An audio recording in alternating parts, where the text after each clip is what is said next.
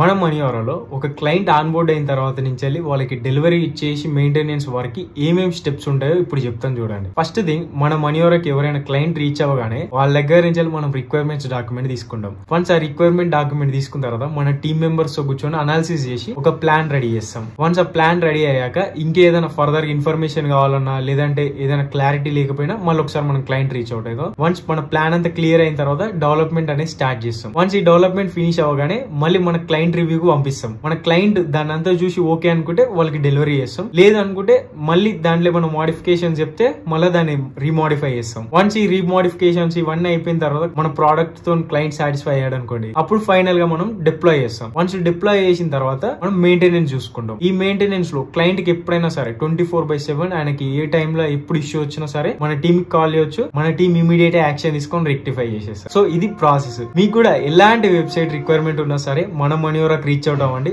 మీకు professional level website చేసి ఇచ్చే బాధ్యత మాది.